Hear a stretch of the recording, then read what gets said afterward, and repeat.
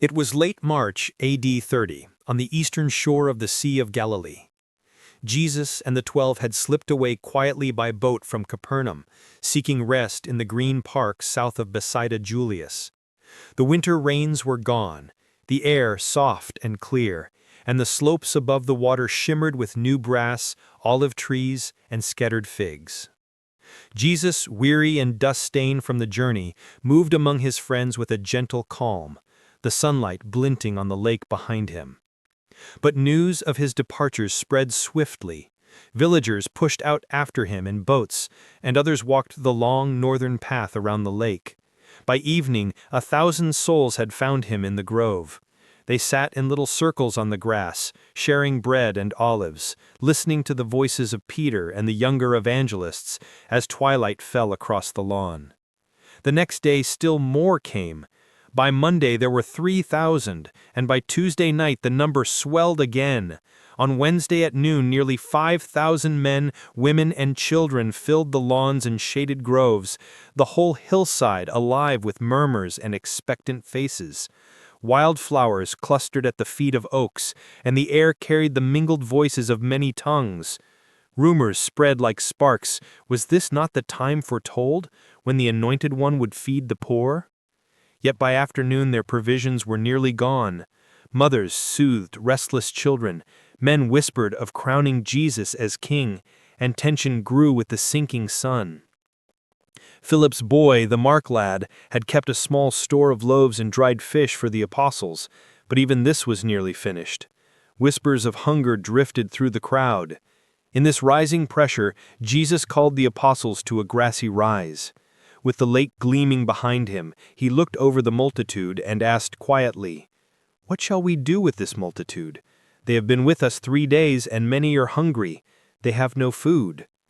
The apostles, troubled and afraid, urged him to dismiss the crowd to the nearby villages. But Jesus answered with steady calm, "I do not desire to send them away hungry. Can you not feed them?" His eyes, serene and searching, met their silence. Then softly he added, "Here they are, like sheep without a shepherd. I would like to feed them. What food have we with us?" Andrew returned with a basket, the worn wicker holding only 5 barley loaves and 2 dried fish. Peter frowned at the meager sight. "Master," Andrew said, "this is all that remains."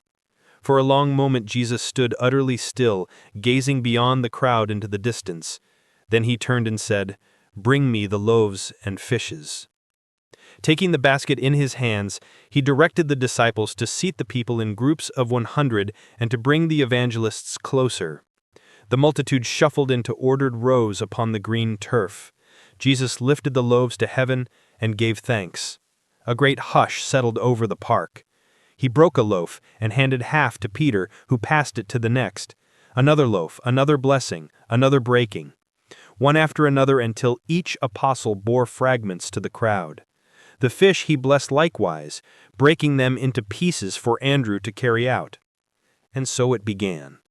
Though the basket seemed always empty, the food never failed.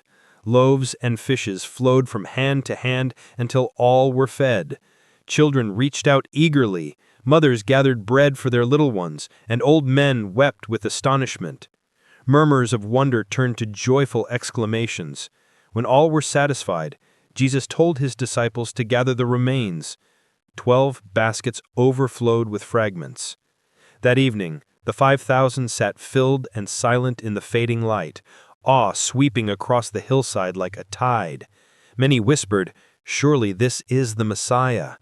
Their amazement spread like fire through the crowd, for they remembered the prophecy. When the Anointed One came, the fields would yield abundance. Yet Jesus, calm and humble, stood with crumbs upon his robe, unmoved by their hope of crowns. He had given them bread, but cared more for their deeper hunger, the hunger of the soul.